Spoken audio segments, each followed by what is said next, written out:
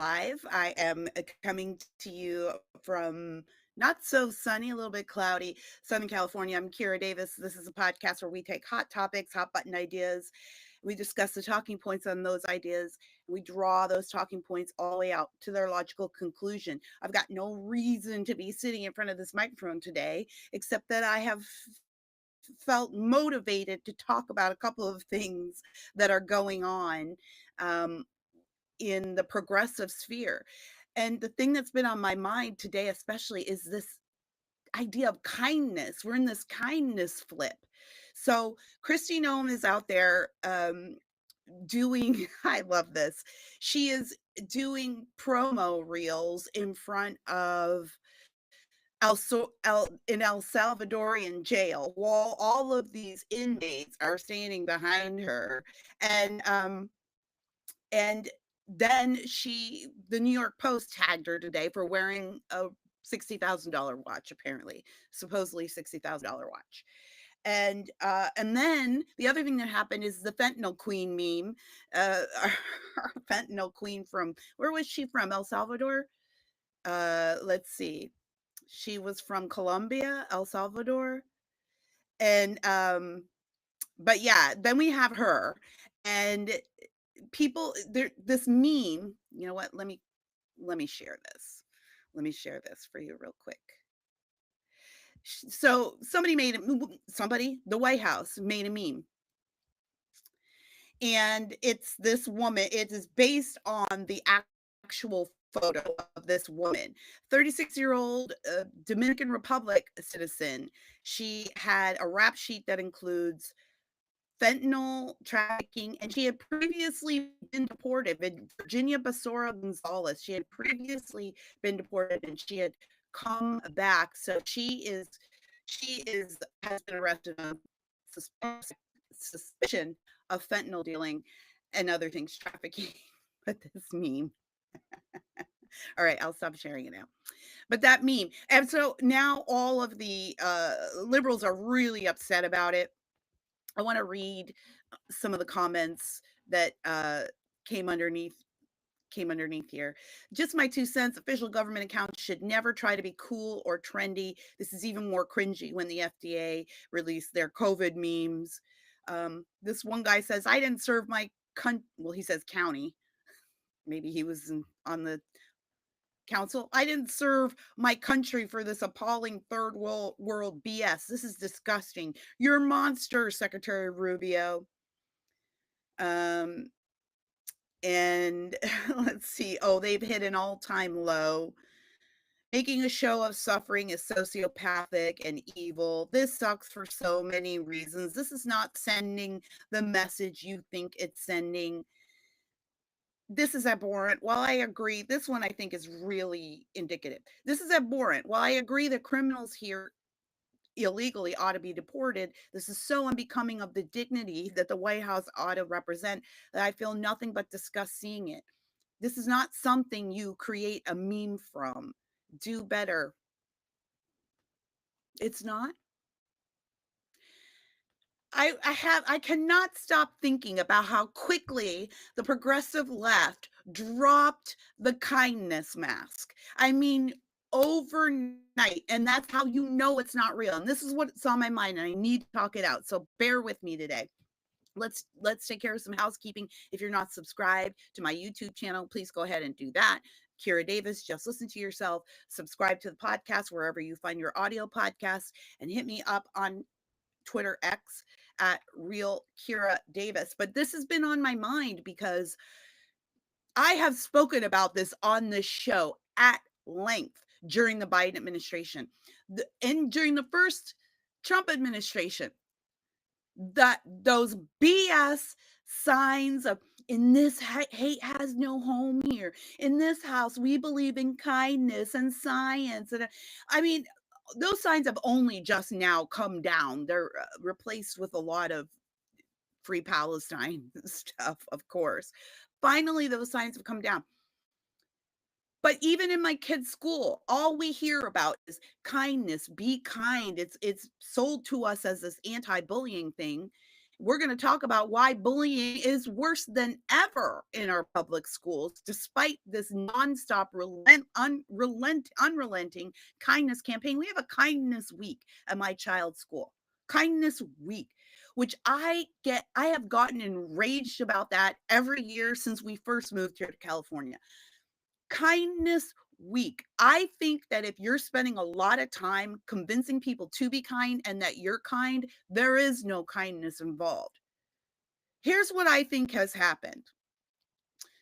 The word kindness, the word kind, has been co-opted by the Marxist left. By Marxists, I guess they're just on the left. That's a redundant description. It's been co-opted. Marxists use, excuse me, I just spit on you. Sorry about that. Marxists use the word kindness as a substitution for passivity.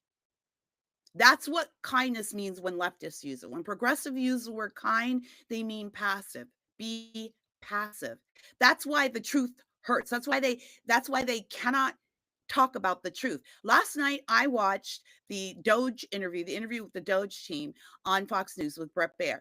Why isn't CNN doing that? Why isn't MSNBC doing that? I watch them all day now, and all they do is talk about the horrific plans of Doge, but they never invite these people to come in.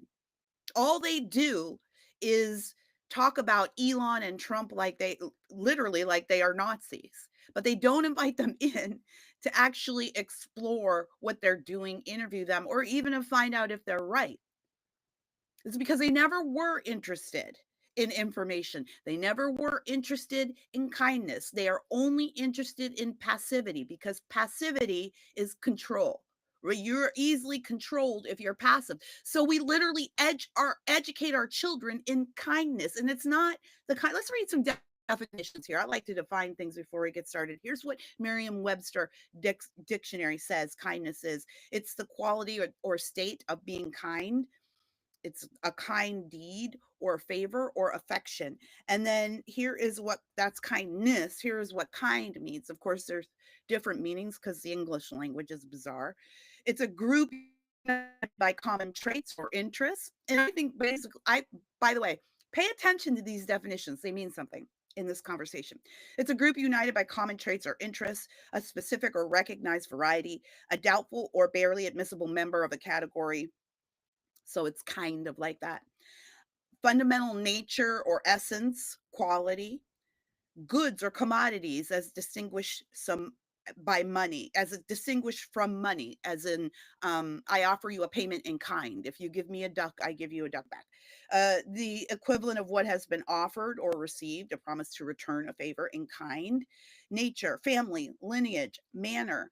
As an adjective, it means a sympathetic or helpful nature, forbearing nature, arising from or characterized by sympathy or forbearance of a kind to give pleasure or relief, affectionate or loving. Is anything in those definitions that I just read you housed on the left? Forbearance is not tolerance, everybody. Do we need to look that word up too?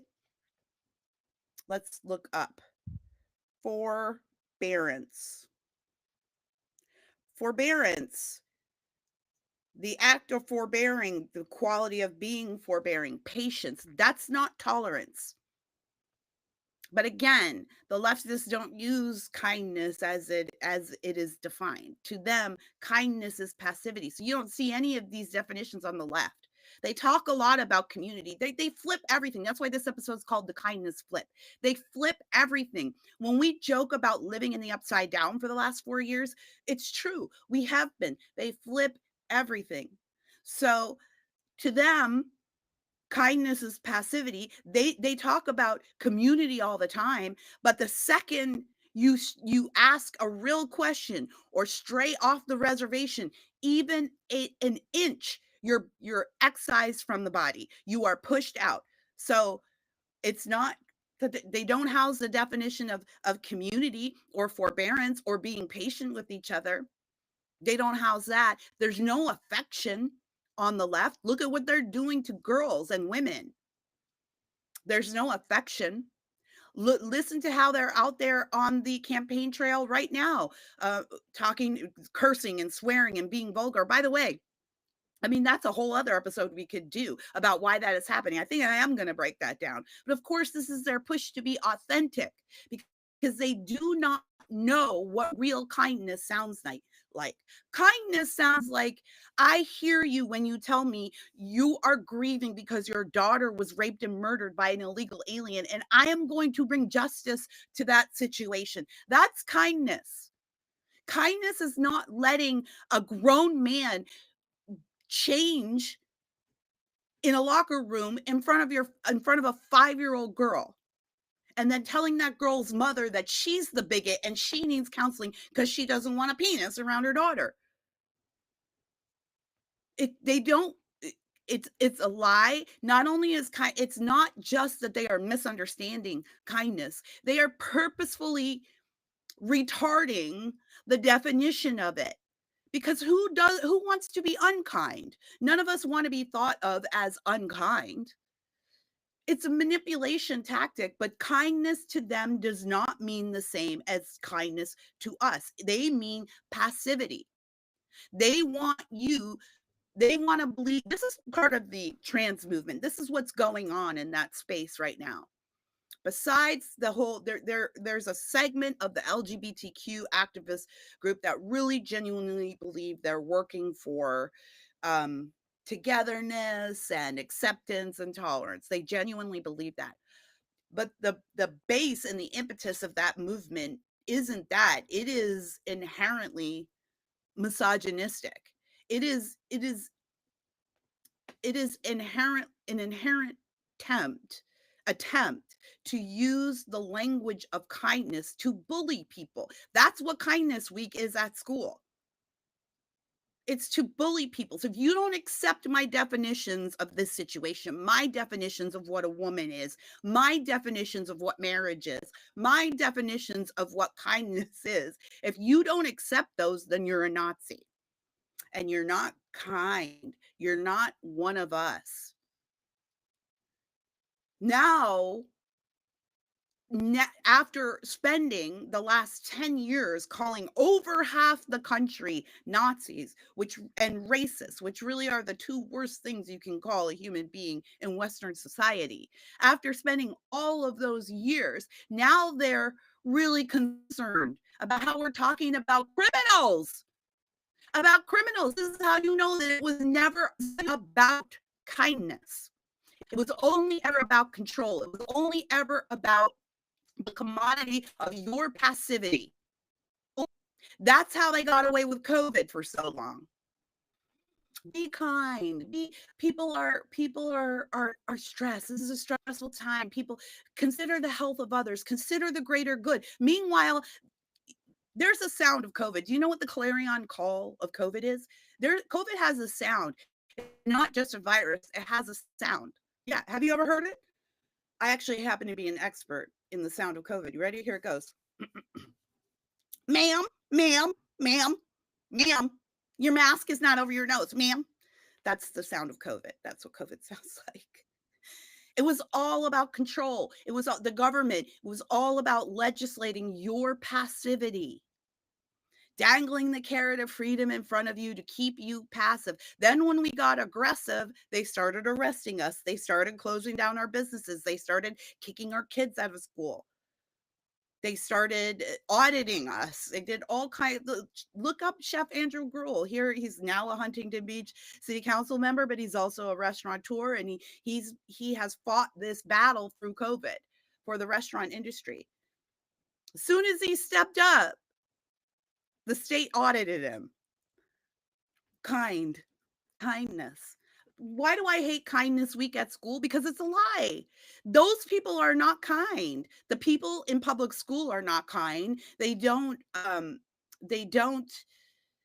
organize public school as a kind system. Look at what's happening in our public schools right now. The state of California is telling parents that they have no rights when it comes to their own children when those children are in public school. The state of California has an official policy to hold secrets from parents. That is unkind. But Kindness Week spends a lot of time talking about the feelings of the children and how the kids feel and how their interactions create emotional distress for each other. And it's a full week of just emotional manipulation. And by the way, it makes bullying worse. It makes bullying worse, not better. There is no kindness on the left because they don't even mean kindness when they say it. What they mean is passivity. They don't know what it is, so that of course they're upset when the White House memes a friggin' fentanyl dealer. The woman was killing Americans. Not only had she been deported once, she was killing Americans. And then she had the nerve to cry about being arrested for murder, for trafficking, for trying to murder our own kids. Yeah, it's memeable. Not only is it funny, it's shameful. And we should shame the right things. We have been shaming all the wrong things in this country for the last decade, and we paid a heavy price for it. We have shamed traditional marriage. We have shamed the nuclear family. We have shamed women who want to stay at home and raise their children. We have shamed people who want to protect their own property from criminals. We have shamed people who want to protect their nation from criminals and unrestricted border crossings. We have shamed people who want to stand up for their Christian or religious values. We have shamed people for supporting certain political candidates. We have shamed people for their votes. This society has been steeped in shame for the last 10 years, and it's the shame coming from the progressive left. It's not the right. They came in with all of their kindness BS. Oh, we want to take away shame. We want everyone to feel free to be who they are and do what they want. Well, you know what happened when we removed shame from that equation? Be who you are, do what you want, but there are consequences for your behavior. And that's what shame does. That's the function of shame.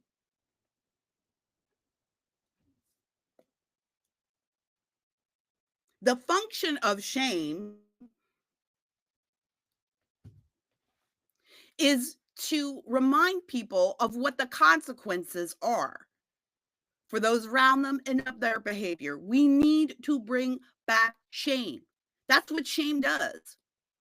But the left took shame and said, no, we don't need it. And this is why young LGBTQ kids are killing themselves, or this is why people in society are unhappy, because we have these these rules created by societal structure. They're not real. We tear them down and we rebuild an open and tolerant multicultural society. And as it turns out, open, tolerant, and multicultural means the very opposite of those things.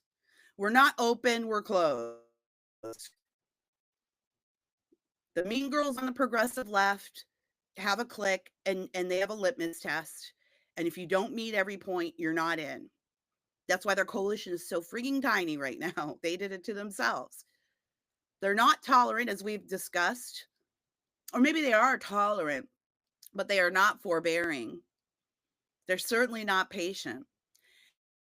And the multicultural thing has been an absolute disaster because in their endless quest for multiculturalism, they have created this very tiny exclusive bubble that has actually pushed out most cultures. That's why you see the Latino shift, the Black shift, because their multiculturalism is based on the idea of destroying American culturalism, which is the glue that binds culture in on our shores.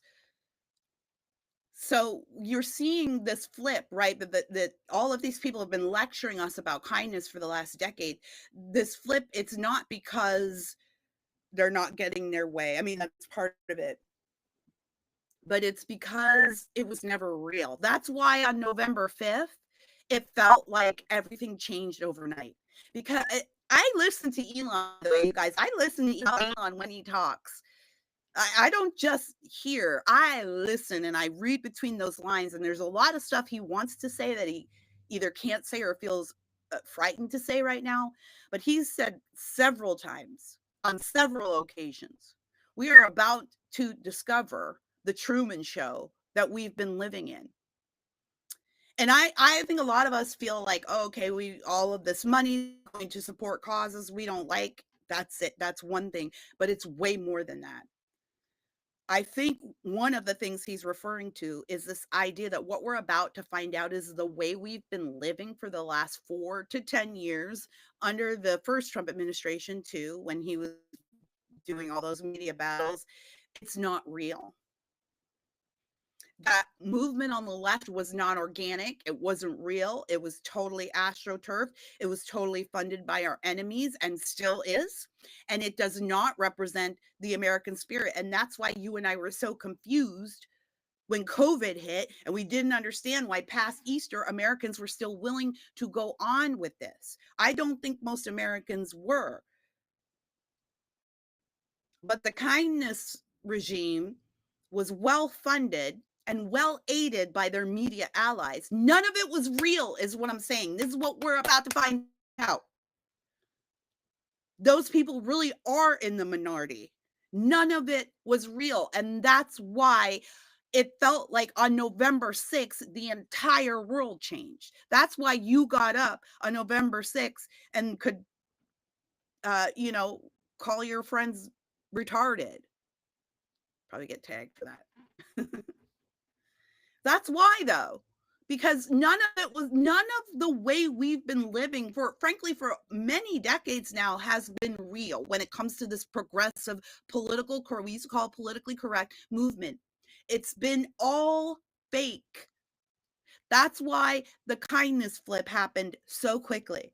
How all of a sudden your neighbors who were, during the Biden administration, yeah, they said mean things, but they were okay with doing stuff and walking around and joining the parties and inviting their kids. And then on November 6th, they did like what my mom did. And we're like, oh, I can no longer associate with you because of who you voted for. The reason is because they never were kind. They never cared about kindness. They don't know what the definition is. Frankly, we use kindness too much. We abuse kindness too much. The scripture does not talk very much about kindness. It does talk a lot about justice, forbearance, forgiveness, repentance. Talks a lot about that. But kindness is something that's empty. It's like happy. It's like the word kind is like the word happy. Like, I've been married 26 years now, and inevitably you meet someone younger and they go, wow, 26 years, are happily married? And anyone who's been married for a long time knows it's like, look, that's a really hard question to answer sometimes.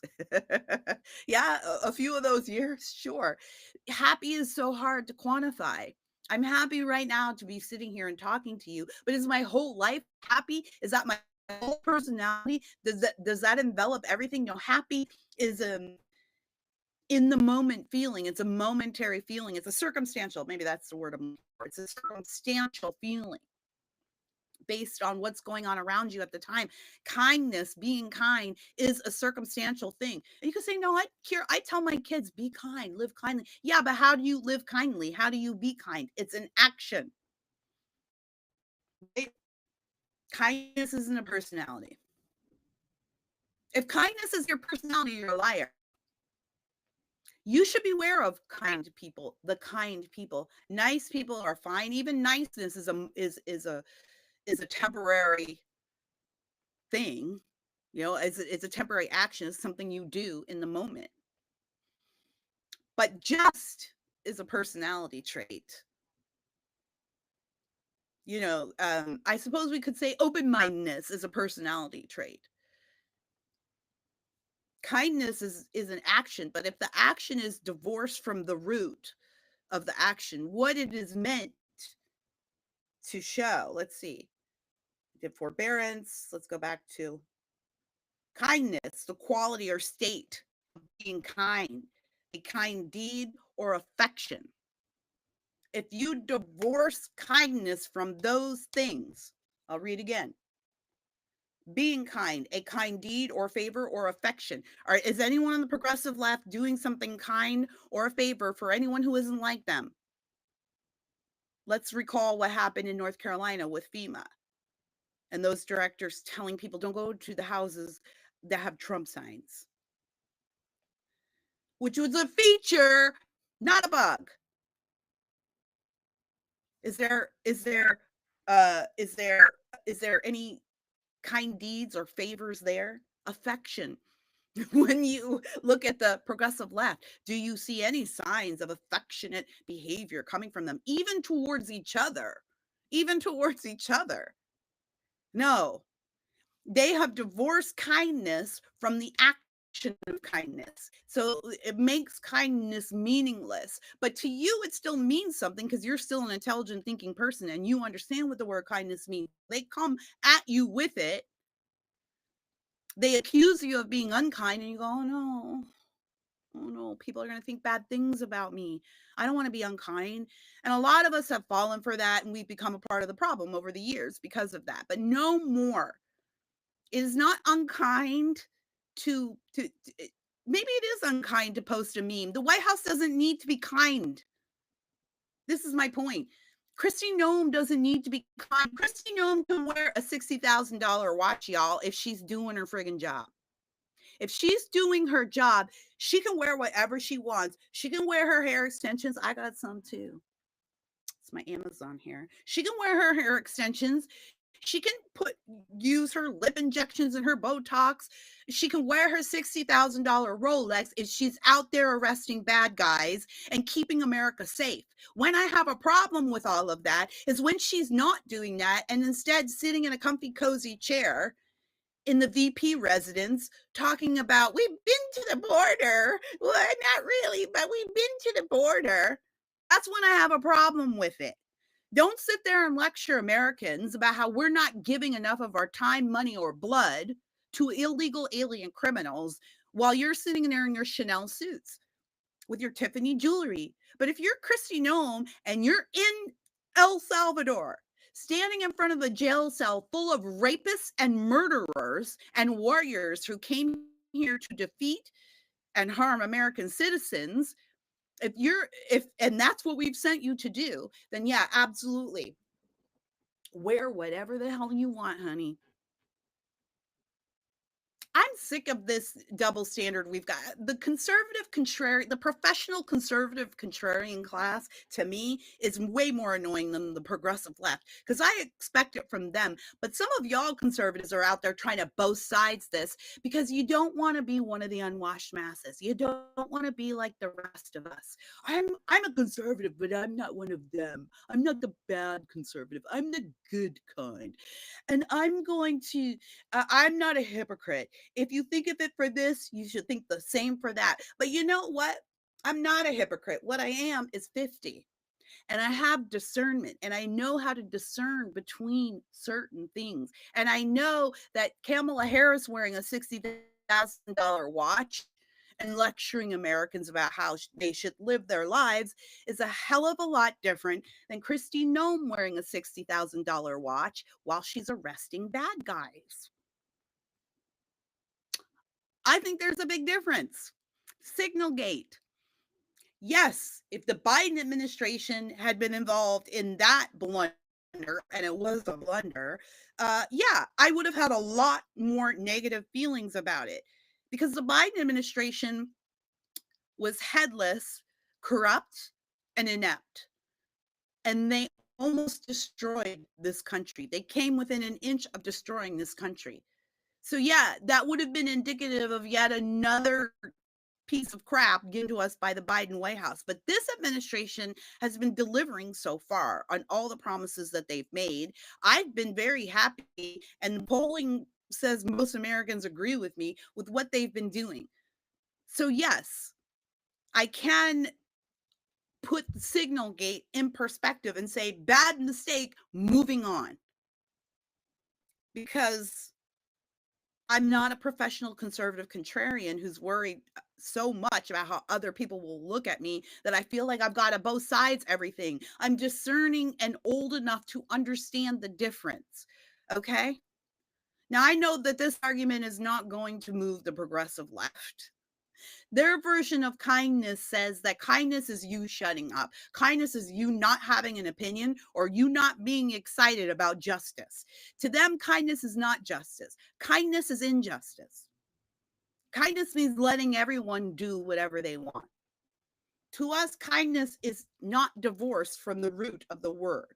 Kindness does involve a state of being kind. It does involve favors and affection. And when I look at this administration, I see them doing favors for the American people. Doge, the border, Kristi Noem arresting bad guys, Pam Bondi, Marco Rubio, protecting the American people, cleaning up messes from the Biden administration, Trump protecting girls in sports. That's a kindness. Those are favors. That's kind. I see affection.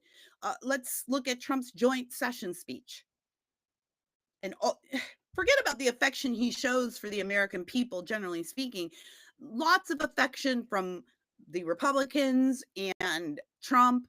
You can make your own judgment about how truthful or authentic the affection was. That's up to you. But lots of affection shown for the DJ Daniels, the young man who got this special Secret Service membership, or the moms who lost their children to murder, to criminals who were here illegally. We saw lots of affection, or talking about how we want to make sure parents know what's in food for their kids. We want to make sure that moms aren't scared to send their girls to public school for what they'll be faced with in their locker rooms and bathrooms. That's kindness. That's affectionate. That's kindness attached to the root of the word, attached to what the word means, attached to, I think, the scriptural definition of what that is meant to be and meant to entail. The kindness flip that we're seeing is really a market correction. Maybe that's what I should have called this, the kindness market correction. Because it was a falsely inflated housing market. This whole left-wing bent that this country has been taken, falsely inflated. It wasn't real. And as soon as we were able to pop the bubble, thank you, America, good on ya. As soon as we were able to pop the bubble, we realized none of it was real, and we began correcting the markets. Now, market shifts are always painful, and that's why you're seeing a lot of this going on. But I think it's markedly, I'm going to wrap this up, but I think it's markedly unkind to pretend that women like Vanessa Barosa Gonzalez, or whatever her name is, Fentanyl Queen, I think it's unkind to pretend like she has any right to dignity, or to silence, to privacy. She should be shamed. We should shame that. We should make fun of these people out here in the streets protesting for no good reason. They don't even know what they're protesting for. Yeah, we should make fun of these idiot Democrats. We should shame these people. But shame does have a place. Shame is kind. Shame is kindness. Shame can be used unkindly, right? Sometimes we shame women for standing up for themselves. We shame women for being working moms, or, obviously people do pervert shame, but shame does have its place. A society without shame is the society we've been living in for the last 4 years. That's how you get an administration full of men who are pretending they're women. No shame. We need to bring back shame. I'm tired of this kindness trap. It's a lie. I don't even like to use the word anymore because of how it has been perverted. But this kindness flip is a market correction. It really is. The masks are off, literally and figuratively, and we're seeing what these people really believe kindness is, which is passivity. Marxists always use the language of control, and it trades on your innate human God-given need to help. We all are, the scripture tells us that we are all imbued with the search for God, with the desire for God. It doesn't always manifest itself that way in all of us, but we're all looking for something to worship. all of us know instinctively that that not helping people is wrong and it's good to help. Now, some of us may choose to be wrong. We don't care for whatever reasons, but most of us have this instinctual idea of what kindness is and then whether or not we'll engage in it. And we know it when we see it. And we haven't been seeing it from the left. The left has completely co-opted the word kindness because Marxists will always co-opt the language of good people in order to make them do bad things. And one of the most effective tool of the Marxists has been passivity, breeding passivity into us. That's why when you hear people like Tim Miller from the Bulwark out there talking about, I don't know why women are so upset about men changing in women's locker rooms. I'm a gay man, and even I don't like seeing other men dry their balls in there. But it's just a part of life. That's how you get someone like that who really has no concern about the children, right? Who's not a dad, who doesn't have kids, who really has no concern, completely unkind, very unkind. That's how you get guys like that, because passivity has been bred into him. And so the message he pushes is more passivity. Moms, be passive. Be passive when it comes to your girls. If your girls are coming to you and telling you that they're scared, they're nervous at school, that they're being abused in their locker rooms and in the bathrooms, just be passive. That's part of life. Teach girls to be passive. And that way, when they're out there in the streets and danger is approaching them, all their red flags are down. They don't have that women's intuition because we've taught them to be passive. Be passive, right? And what does passivity breed? Control. And what does control breed? Tyranny. Marxist kindness is tyranny. It's not real. Just like their whole movement is not real. Their entire movement is astroturfed. It's a lie from the enemy, sent to kill, destroy, and defeat. Well, I'm done with it. So yeah, the White House can meme all they want as long as they continue doing their jobs. Meme the bad guys. I mean, imagine being a person that's worried more about the feelings of that fentanyl trafficker and how it looks than the people whose kids she's murdered with the job she's doing. Imagine. None of those people were worried about being kind. Those people wanted us dead. None of those people were worried about being kind to us during COVID when we were saying, hey, maybe my kid needs to be in school. My kid is hurting. My kid is depressed. Right? They weren't very kind then. They wanted to put you in concentration camps. They said it. They wrote articles about it. And now they want, now they want a truce. Now they want a truce. That, I guess that's the other element of this too. All of this screaming about, why are you making fun of them? And Kristi Noem shouldn't be. Marie Harf compared Kristi Noem standing in front of that jail full of rapists and murderers to a Nazi. She called Kristi Noem a Nazi. She said that was a Naziistic image. Kristi Noem standing in a jail cell full of gang members. So I think Marie Harf, I guess, must think that Jews are rapists and murderers. Which, given what's coming out of the progressive left right now, I don't know. I don't know. I don't know if she is. I'm just saying. Just asking questions. But imagine having, you're so concerned with showing kindness and respectability and appropriate diplomatic forget diplomacy. The era of diplomacy is dead. Diplomacy is a lie. Diplomacy is by nature lying. We have had the most diplomatic politicians leading this country forever. Y'all loved Obama on the left because he was very diplomatic. Guess what? He was a liar.